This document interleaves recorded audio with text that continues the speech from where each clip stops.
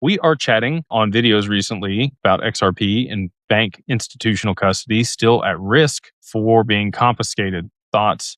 If in an LLC, is it safer? So, anybody domestically here in the US, we require that they set up an LLC. We did just roll out the ability to onboard international people in their personal name as an individual.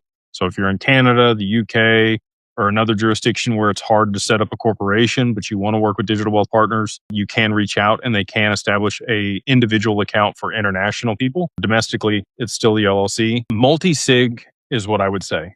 So you have to sign for your assets to be removed. If you don't sign, your assets aren't removed. So there's your answer. I mean, it's not, the government can't just come in and take your stuff. And that's the other benefit of, like you still get a lot of the same control and options and benefits from self-custody. It's an FBO account for the benefit of in your name. You own the assets through whatever corporation or as an individual if you're international. They're at Anchorage. It is your own segregated wallet. So, I don't think there's a way that the government could come take your stuff.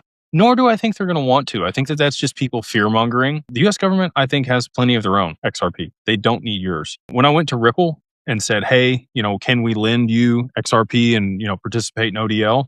You know what their response was to me?